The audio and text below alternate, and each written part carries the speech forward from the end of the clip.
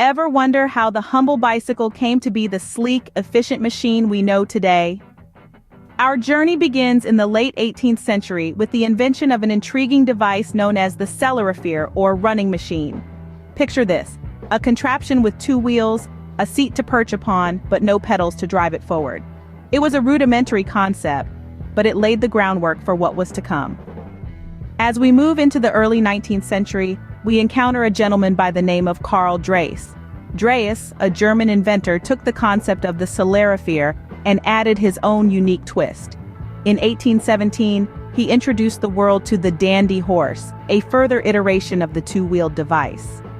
Unlike the celerifer, the dandy horse had a steering mechanism, making it easier to navigate.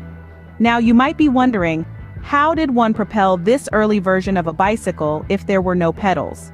Well, the answer lies in the simplicity of human locomotion. Riders would sit astride the dandy horse and move forward by pushing off the ground with their feet. It wasn't the most efficient method of transportation, but it was a start. From there, the idea of a two-wheeled, human-propelled machine began to take hold. It sparked the imagination of inventors and engineers around the world, leading to a flurry of experimentation and innovation. And while the designs varied greatly, they all shared a common goal: to create a device that could transport a person more quickly and efficiently than walking. In essence, these early attempts at bicycle design were the first steps towards a revolution in personal transportation.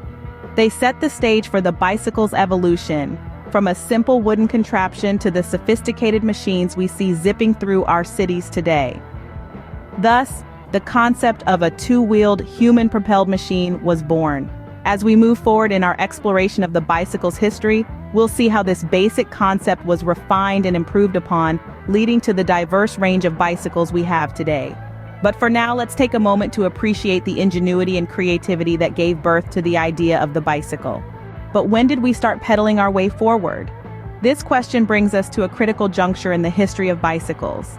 In the year of 1863, a man named Pierre Lallemand introduced a revolutionary concept that forever changed the way bicycles were designed and ridden. Lallemand, a French mechanic, had a simple yet groundbreaking idea: to power bicycles using pedals. This was a significant departure from the foot-powered scooters of the time, and the result was a machine that was not only faster but also more efficient.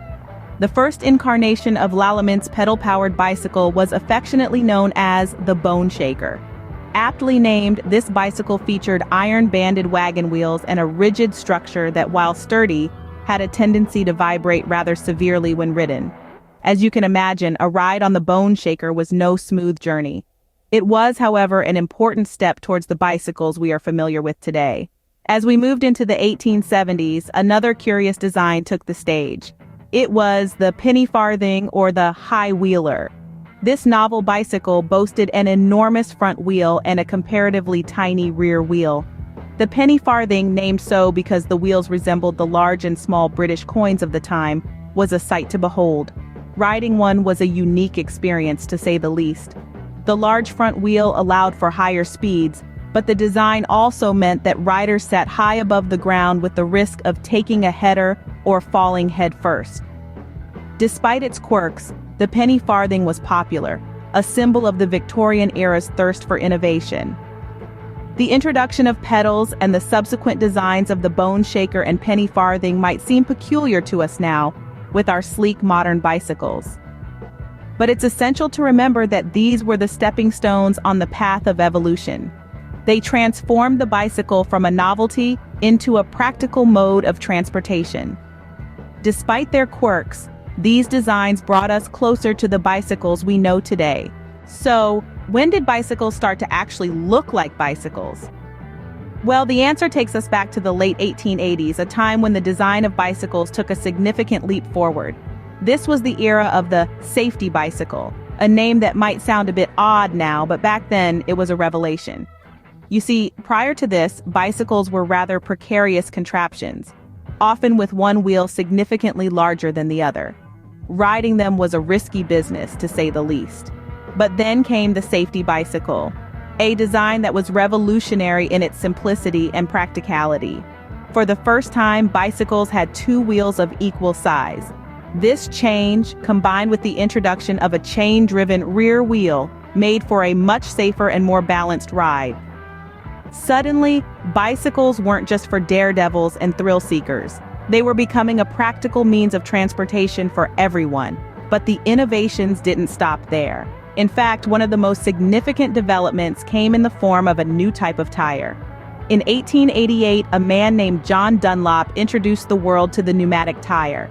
These tires, filled with air, significantly improved the comfort of the ride. They absorbed the shocks and bumps of rough roads, making cycling a smoother and more enjoyable experience. With these advancements, the bicycle became an increasingly popular mode of transport. They were affordable, easy to use, and, thanks to safety measures, less prone to accidents. The safety bicycle was a game changer, setting the stage for the bicycles we know today.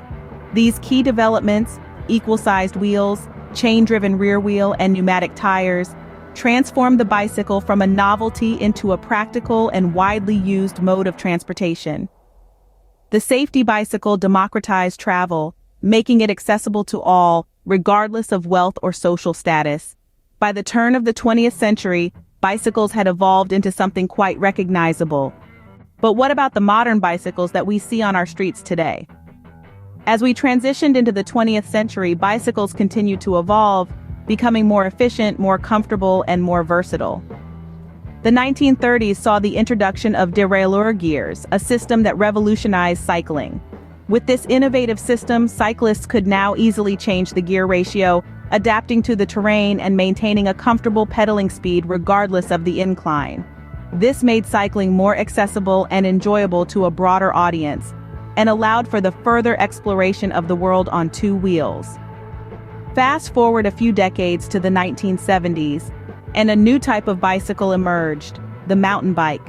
With its sturdy frame, wide tires, and specialized suspension, the mountain bike was designed to conquer off-road trails and rough terrains. It opened up a whole new world of adventure and sport and has since become a prominent fixture in the world of competitive cycling. The 1980s brought another significant advancement in bicycle technology, the carbon fiber frame. Lighter and stronger than steel, carbon fiber frames transformed the bicycle once again, making it even more efficient and increasing its speed potential. Today, carbon fiber is widely used in high-performance bicycles, from racing bikes to top-of-the-line mountain bikes. In the 21st century, bicycles are playing a critical role in environmental sustainability and urban mobility. As more and more cities around the world grapple with congestion and pollution, bicycles offer a solution that is not only eco-friendly, but also efficient and healthy. The rise of bike-sharing programs and dedicated bike lanes in cities worldwide is testament to the growing recognition of the bicycle's importance in our modern world. From wooden wheels to carbon fiber frames, bicycles have come a long way. And as we continue to innovate and adapt, who knows where the humble bicycle will take us next? So, how did we get from two wheels and a seat to the advanced bicycles of today? We started our journey at the dawn of bicycles, when the concept of a two-wheeled ride first came into existence. The draisine, or hobby horse as it was commonly known, was a simple human-propelled vehicle, a far cry from the modern bicycles we know today. But it was a start, a spark of innovation that set the wheels of progress in motion. We then moved on to the era of pedals and practicality. The introduction of pedals was a game changer, allowing riders to control their speed and direction with greater ease. The bone shaker and the penny farthing made their mark, despite their quirks and challenges, becoming icons in the history of bicycles. The evolution continued with the invention of the safety bicycle. A significant leap forward, it provided a safer, more comfortable ride with its lower center of gravity and equal-sized wheels. The use of chains and gears opened up new possibilities, making cycling more accessible and popular than ever before. Fast forward to the present day, and we see the rise of modern bicycles. From mountain bikes to road racers, from BMX to electric bikes, the bicycle has diversified and specialized to suit a variety of needs and preferences. Innovations in materials, design, and technology have transformed the humble bicycle into a marvel of engineering. But despite these advancements, the core purpose of the bicycle remains unchanged. It continues to be a means of transportation, a tool for sport, and a source of leisure. It symbolizes freedom, independence, and the joy of movement. It's a testament to human ingenuity and our relentless pursuit of progress. And that, dear viewers, is the fascinating journey of the bicycle. From two wheels and a seat to the advanced machines of today, it's a story of invention, innovation, and improvement. Tune in next time for another dive into the captivating world of everyday objects.